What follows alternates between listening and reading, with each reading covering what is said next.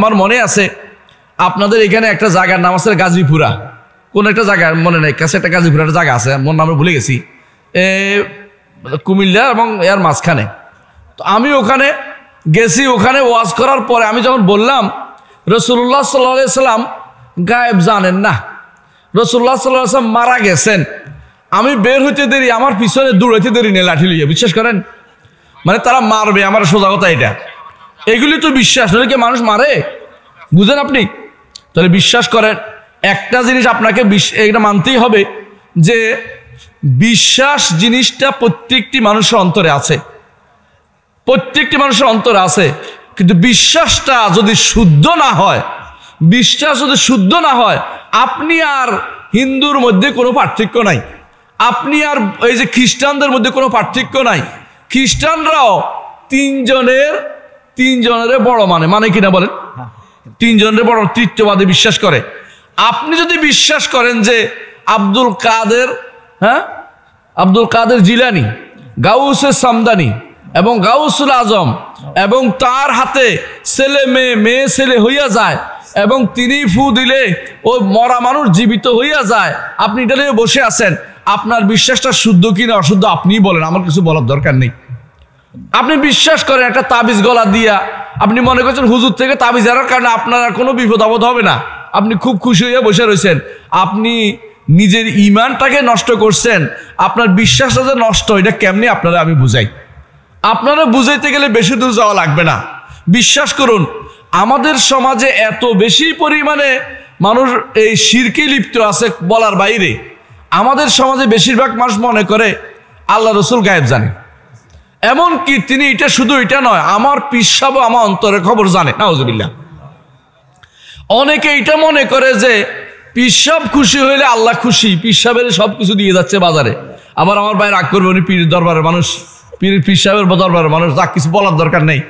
হ্যাঁ, অনেকে আছে, আপনি বিশ্বাস করেন, আমার বড় ভাই উনি আবার একটু স্বাধীন চেতা মানুষ ছিলেন, উনি বলতেন যে আমাদের দক্ষিণ কুমিল্লার যত বলি আর যত অলি সব উত্তর কুমিল্লাতে, মানে অলিরা সব এইদিকে আর আমরা সব বলি, আমরা সব টাকা দিয়ে ওদেরকে পুষি, মানে ওরা এদিকে এই মৌসুম আসলে যত অলি, আড়াই বাড়ি বলেন, কিছু রাগ করেন না, হ্যাঁ, সোনাকান্দা বলেন, ফাতেহাবাদ বলেন, ওই দৌলতপুর বলেন, আরো আছে, হ্যাঁ, অনেকগুলো নাম মনে আসতেছে না, এইগুলি সব দেখবেন যে আমাদের এখানে প্রতিদিন এখানে মাহফিল, এখানে মাহফিল, এখানে মাহফিল, আর মাহফিলের মধ্যে এক একজন চিল্লাইয়া ফাল্লাইয়া বেহোশ হয়েছে, একজন চিৎকার করতেছে, একজন মনে হয় যেন মাহফিলটা কি তৈরি করতেছে, একটা মানুষের খেলনাধুলা তৈরি করতেছে।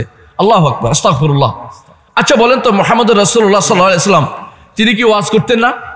তার ওয়াজে কয়জন মানুষ বেহোশ হয়ে গেছিল আমাকে বলেন তো? কেউ কি গাছে উঠে গেছিল? কেউ কি চিৎকার করে বেহুশ হয়ে গেছিল? আপনাদের এই দেশে একজন ওয়াইজ আছে মুরাদনগরের, মরে গেছে, নাম বলবো না, তিনি সারাদিন ওয়াজ করে কিন্তু একটা কোরআন একটা হাদিস কোনদিন তার মুখ দিয়ে বের হয় নাই।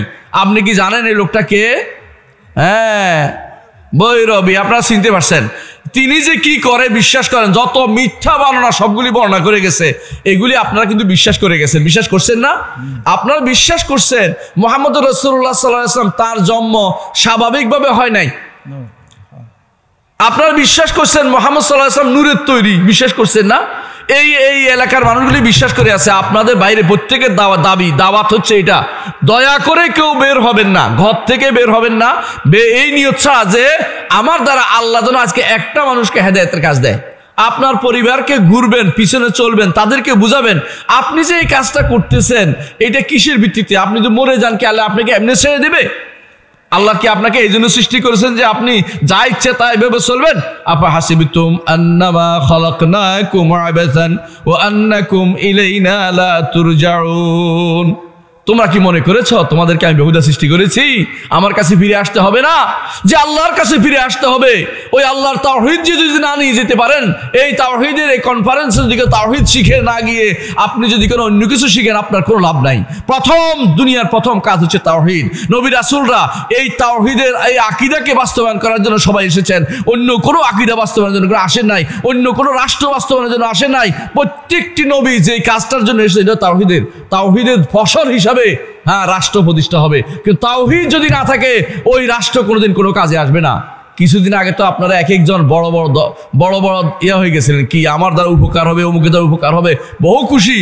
এবার না আমরা পেয়ে গেছি ক্ষমতা, অনেক আশা বসে আছেন। এখন দেখছেন তো আশার কি হয়েছে, আশার গুড়ে বালি বুঝেন, গুড় আছে না, গুড় যদি খাইতেন বালি কদ্দুর দেন দেখবেন যে খাইতে পারবেন না, কামড় দিলে ক্যাত করে উঠে। তো কি কারণ দপাস দূর এটা খাওয়া যায় না, বুঝছেন তো। এই জন্য বলে আশার গুড়ে বালি, মানে আশা করে গুড় খাইতে লাগছিল, এখন থেকে বালি। আপনারা যতক্ষণ পর্যন্ত এই যুবকদেরকে, বৃদ্ধদেরকে, মাদেরকে, বোনদেরকে, বাচ্চাদেরকে তাওহীদের উপরে বড় না করতে পারবেন, যে ব্যক্তি ক্ষমতা যায় আল্লাহর দিন কেউ প্রতিষ্ঠা করবে না, আল্লাহর দিনের জন্য চিন্তা করবে না, সবাই তার আখের গুছানোর চিন্তা করবে। সবাই মনে করে কি কাজ করলে বেশি লোক আমার কথা অনুসরণ করবে। যত বেশি কাওয়ালি গাইলে যুবকরা খুশি, কাওয়ালি গাওয়া দরকার। যত বেশি আমি হারাম কাজ করলে যুবকরা খুশি, ছাড় দেওয়া দরকার। এখন যদি গানের বাসার হয় দেখবেন যে ভর্তি হয়ে গেছে মাহফিল, অথচ এখানে আমরা 4-500 বেশি হব না। কেন? কারণ হচ্ছে যুবকদের যেখানে পাওয়া যায় তারা ওইটা পছন্দ করে, আপনাকে পছন্দ করবে না কোনোদিন। প্রিয় ভাইরা, নবী রাসূলরা দাওয়াত দিয়েছেন তাওহীদের, সারা জীবন তাওহীদের দাওয়াত দিয়েছেন। কেউ 80 জন ঈমান আনছে 1000 বছরের মধ্যে। বাচ্চা নূহ আলাইহিস সালাম 950 বছর দাওয়াত দিয়েছেন, ঈমান আনছে কয়জন? 80 জন। 80 জন নামছে কোথায় জানেন? ইরাকের সুখ সামানিন একটা জায়গা আছে এখনো, 80 জনের বাজার বলে ওইটাতে নামছেন। আল্লাহর ইচ্ছা, কারো সন্তান দুনিয়াতে এরপরে জীবিত থাকেনি, শুধু নূহের 3 সন্তান দিয়ে আল্লাহ সারা দুনিয়া ভর্তি করে দিয়েছেন। আমরা সবাই তাহলে নূহের বংশধর, হ্যাঁ ঠিক না? আর নূহ কি ছিলেন? রাসূল ছিলেন। আর আপনারা তো আওলাদ রসুল পাইলে মহা খুশি, একে অপরকে ভাই খুশি হইলে তো হয় রে ভাই। এটা না কই আওলাদ রসুলের খুশিতে অমুক আওলাদ রসুল, এই যে আড়াই বাড়ির হুজুররা কত দাবি করবে আমরা আওলাদ রসুল, এমনিতে ওরা দাবি করে, আমি জানি, কিছু করার দরকার নেই। হ্যাঁ আওলাদ রসুল হইলো, বিশ্বাস করেন, ফারুক ভাইকে বলতেছি, বিশ্বাস করেন, মান বাত্তা আবি আমালুহু লাম ইউসরি বিহি নাসাবুহু। কারো যদি আমল যদি তাকে পিছিয়ে দেয়, ওই নসব দিয়ে আল্লাহর কাছে পার পেতে পারবে না। ইসলাম এরকম নয় যে ঠাকুর হবে, এটা নয় ইসলাম। ইসলাম বলে যে সাধারণ একটা কর্মচারীর ছেলেও ঠাকুর হইতে পারে, আবার ঠাকুরের পুও শয়তান হইতে পারে। ইসলামের কাছে এটা স্পষ্ট। কারণ যে ব্যক্তি আল্লাহর বিধিবিধান মেনে চলবে সেই ব্যক্তি হচ্ছে আল্লাহর কাছে বেশি প্রিয়। ইন্না আক্রামাকুম ইনদাল্লাহি আতকাকুম। যে ব্যক্তি বেশি তাকওয়ার অধিকারী আল্লাহর কাছে সে বেশি সম্মানী। দুনিয়ার বুকে আপনি যে কোন পরিবারে জন্মগ্রহণ করছেন এটা আল্লাহ তাআলা দেখেন না, আপনি কি করছেন এটা আল্লাহ তাআলা দেখে। ইন্নাল্লাহা লা ইয়ানজুরু ইলা সুওয়ারিকুম ওয়ালা ইলা আমওয়ালিকুম ওয়ালাকিন ইয়ানজুরু ইলা কুলুবিকুম ওয়া ইলা আমালিকুম। অন্তর দেখবে আকীদা শুদ্ধ আছে কিনা দেখবে, 1 নম্বর কাজ। 2 নম্বর আমলটা শুদ্ধ আছে কিনা ওইটা দেখবে। আমলটা শুধু অন্তর দেখেও পার পেতে পারবেন না। আকীদা শুদ্ধ, একেবারে নামাজ পড়ে ঠিকমতো পড়তেছি না, রাসূলের তরিকায় চলি না, আপনার কিন্তু পার পাওয়ার কোনো সুযোগ নাই। বলার অর্থ হচ্ছে আপনার 2টা জিনিসের দরকার, আকীদাও দরকার, মানহাজও দরকার। এই কথাটা আমি বলতে চাচ্ছি। আকীদা বিষয়টা এতই গুরুত্বপূর্ণ যে একজন মানুষ, 2 ভাই, রাসূলের যুগে 2 ভাই, রাসূলের যুগে 2 ভাইয়ের কথা কেন বলতেছি? রাসূলের যুগে 1 ভাই ঈমান আনছে, 1 ভাই কাফের হয়েছে কিনা? কি কারণে? দেখতে তো 2 জনে নাদোষ নুদোষ, 2 জনে কোরাইশ। আর আমরা কোরাইশ ফেলে কাঁদে নিয়ে হাঁটি, মনে করি বিশাল ব্যাপার। অবশ্যই বিশাল ব্যাপার, কোরাইশরা ভালো। রাসূল বলেছেন কাদ্দিমু কোরাইশান ওয়ালা তাতকাদ্দামু আলাইহিম, কোরাইশরা আগে রাখো। কিন্তু কোরাইশ যদি কাফের আবু জাহল হয় কি লাভ আমার? কোরাইশ যদি আবু সুফিয়ান, আমার কি লাভ? যদি আবু সুফিয়ান কাফের অবস্থা মারা যেত তাহলে আমাদের কোনো লাভ ছিল না। আলহামদুলিল্লাহ আবু সুফিয়ান রাদিয়াল্লাহু আনহু ঈমান আনছেন, আলহামদুলিল্লাহ আমাদের এখন লাভ। কোরাইশ যদি উতবা সাইবা রবি, আমাদের কোনো লাভ নাই। কোরাইশ যদি হয় মুহাম্মদুর রাসূলুল্লাহ সাল্লাল্লাহু আলাইহি ওয়াসাল্লাম, কোরাইশ যদি হয় আব্বাস রাদিয়াল্লাহু আনহু, কোরাইশ যদি হয় হামজা রাদিয়াল্লাহু আনহু, তাহলে আমাদের কাজে লাগে। কিন্তু রাসূলুল্লাহ সাল্লাল্লাহু আলাইহি ওয়াসাল্লামের চাচাদের মধ্যে অনেকে ঈমান আনে নাই। আবু লাহাব হইলে আমাদের কোনো লাভ নাই। তো বুঝছেন তো? তাহলে বংশ দিয়ে আমরা কোনোদিন নিস্তার পাবো না। এরূপভাবে আমাদের যে সমস্ত লোকেরা আজ আরশ কুরসি নিয়ে বসে গেছে ভাই, দরবার খুলেছে, ওই দরবার অবশ্যই আল্লাহ এবং রাসূলের প্রিয় দরবার নয়। দরবার হচ্ছে মসজিদ। মুহাম্মদুর রাসূলুল্লাহ সাল্লাল্লাহু আলাইহি ওয়াসাল্লামের দরবার শুধু মসজিদ ছিল। দূর দূরান্ত থেকে আসে খুঁজতো যে প্রাসাদ কোথায়, মুহাম্মদের প্রাসাদ কোথায়। দেখে যে মুহাম্মদের তো কোনো প্রাসাদ নাই, মুহাম্মদুর রাসূলুল্লাহ সাল্লাল্লাহু আলাইহি ওয়াসাল্লামের ঘর ছিল মসজিদে এবং তিনি মসজিদে দাঁড় দিচ্ছেন।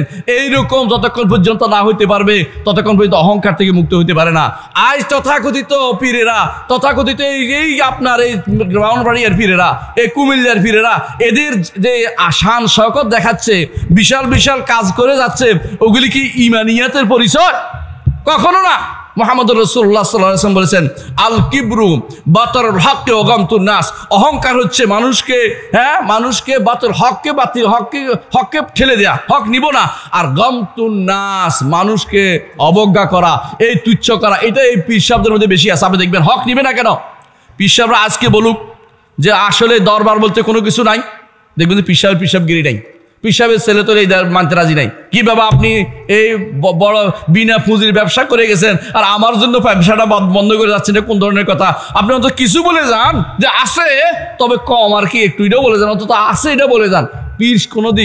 পীর কোনোদিন সহি আকীদার হইতে পারে না, পীর কোনোদিন বিশুদ্ধ আকীদার হইতে পারে না। পীর মানেই হচ্ছে বিভ্রান্ত পথভ্রষ্ট। পীর ইসলাম পীরগিরি নাই, ইসলামে আছে আলেম আও মুতাআল্লিম। বুঝছেন কথাটা? মুহাম্মদুর রাসূলুল্লাহ সাল্লাল্লাহু আলাইহি ওয়াসাল্লাম তিনি কি ছিলেন? আলেম ছিলেন, সাহাবায়ে কিরাম ছিলেন, মুতাআল্লিম ছিলেন। ছাত্র এবং উস্তাদ, ছাত্র শিখবে উস্তাদের কাছ থেকে। কি শিখবে? গোপন কোনো কিছু নয়, গোপন কোনো কিছু। বুঝেন কিনা? দুজন বসে বসে সাজের নিচে বসে আমি আমার কলবের দিকে মুতাওয়াজ্জে আছি, ভাইছে না, কলবের দিকে মুতাওয়াজ্জে থাকে। আমি আমার কলবের দিকে মুতাওয়াজ্জে হওয়ার কোনো দরকার নাই। মুতাওয়াজ্জে মানে ইলাল্লাহ আযজা ওয়া জাল্লা, মুতাওয়াজ্জে ইলা কাবাতি শরীফা। আবার আপনাদের এখানে আছে পীর সাহেব এবার কেবলা হয়ে যায়, আছে না?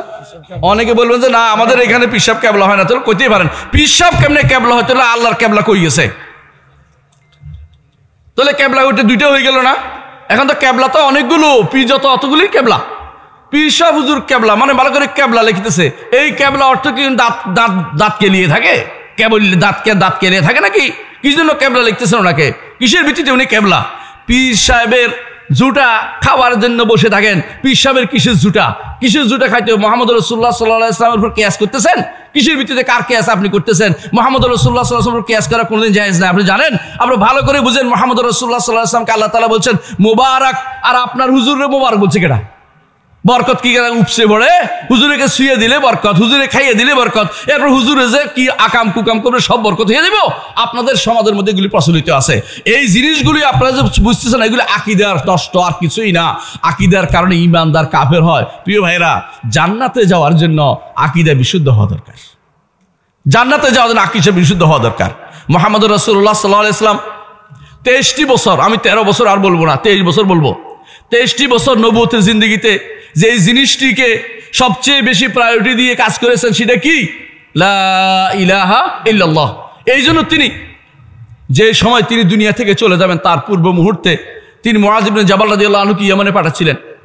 সেই সময় তিনি বলেছেন, অনেকে আছে আমরা যখন বলি যে লা ইলাহা রাসূলুল্লাহ সাল্লাল্লাহু মক্কার জিন্দেগি দাওয়াত, আপনি মক্কি জিন্দেগি আছেন, আমি মক্কি মাদানী উভয় জিন্দেগিতে আছি। শুনে নেন, মুহাম্মদুর রাসূলুল্লাহ সাল্লাল্লাহু আলাইহি ওয়াসাল্লামকে রাসূলুল্লাহ সাল্লাল্লাহু আলাইহি ওয়াসাল্লাম কি করছেন? মুআয ইবনে জাবাল রাদিয়াল্লাহু আনহুকে ইয়েমেনে পাঠাচ্ছেন। কোন সময় জানেন?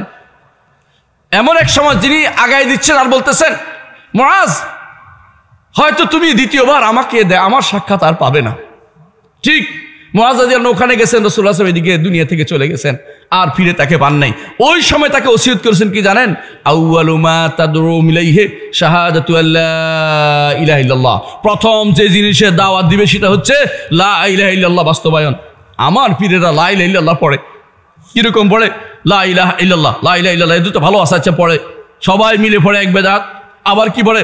ইল্লাল্লাহ ইল্লাল্লাহ ইল্লাল্লাহ, আবার পড়ে ইল্লাল্লাহ, দৌড়ে এমন দৌড়ে মারে যে ধক্কা, মানুষ ভয় পাবে কি হয়েছে না হয়েছে, কোন ঘটনা ঘটে গেল। আবার কেউ এই কোন ধরনের কে শিক্ষা দিল? আমার নবী যেটা শিক্ষা দেন এটা কিভাবে ঈমান হয়, কিভাবে দিন হয়, কিভাবে শরিয়া হয়, কে শিক্ষা দিল এই সমস্ত জিনিস? এগুলি সবগুলি হচ্ছে ভাওতাবাজি আর ভণ্ডামি ছাড়া কিছুই নয়। এই ভণ্ডামি থেকে বেরিয়ে আসতে হবে যে কোনো মূল্যে।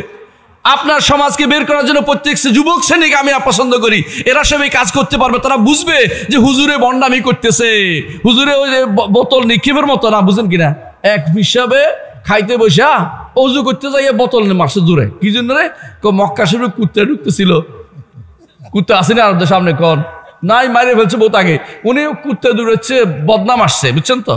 এখন এটা শুনে ঘরের গৃহিণী খুব ভালো মানুষ ছিল, বুঝছে যে হুজুরে তো ভণ্ডামি করে। এখন কি করছে? হ্যাঁ কই মাছ দিয়েছে ভাতের নিচে, হুজুরে খাইতে বসে দেখে যে কিছুই তো নাই, তরকারি দেয় নাই। তরকারি কই? আপনি এখান থেকে মক্কা শরীফের কই মাছ দেখতে পান, আর হ্যাঁ ভাতের নিচে কই মাছ দেখতে পান না। আপনি যে বড় হুজুর বুঝতে পারছি আমরা, বুঝছেন তো? হুজুর এগুলি হচ্ছে এরকম, যতগুলি পীর আছে সবগুলি খারাপ। একটা পীর ভালো বলতে কোনো পীর নাই। পীর কেমনে ভালো হয়? পীর যদি নিজেকে অহংকারী হয়ে গেছে, এরা পীররা, তারা যদি ভালো হতে চায় আজই বসে যাক, বুখারী মুসলিম পড়াইতে শুরু করুক মানুষদেরকে, এবং পড়াতে শুরু করুক ওলামাদের তাফসীর, নিজের পক্ষ থেকে তাফসীর না, বুখারী মুসলিমের তাফসীরও বদলে ফেলে, আল্লাহর কোরআনের তাফসীর যেখানে বদলে ফেলে। কিরকম বদলে ফেলে শুনবেন। এক পীরেরে বলছিলাম আমি, মদিনাতে জুতা পায়ে হাঁটতেছে, খালি জুতা হাঁটতেছে, মদিনাতে খালি পায়ে হাঁটতেছে। তার মধ্যে খালি পায়ে হাঁটতেছেন কেন? আপনি যদি কোনো গরমকালে আসতেন আপনার পায়ে কিন্তু ফোসকা পড়তো। তো বলতেছে এটা রসুলের মহব্বতে আমি করছি, তুমি এভাবে আমাকে অপমান করতে পারো না, আমি রসুলের মহব্বতে এটা করছি। তাই আমি বলছি আপনি রসুলের মহব্বতে এটা করছেন, দুলাগুলি নিয়ে মসজিদটাকে তো পূরণ করে দিচ্ছেন, ভর্তি করে দিচ্ছেন, এটা কোন মহব্বত আপনার? এটা বলতে পারো না তুমি। আমি বলছি আপনি যে সমস্ত কথাগুলি বলছেন সবগুলি একদম বাজে। উনি কি করে কতক্ষণ উঠে, হ্যাঁ আপনার নাম শুনছেন, এটা আমার সওয়াল ফিসাব বুঝেন কিনা? সাওয়ালপুর, হ্যাঁ শাহপুর আর কি, আমি বলতে সাওয়ালপুর করতে, ছাগলপুর, শাহপুর কহেরা সাওয়ালপুর করতেছি, কারণ কিসের শাহ? এরা সব শাহ, আর আমরা সব কি? হ্যাঁ আমরা সব কি?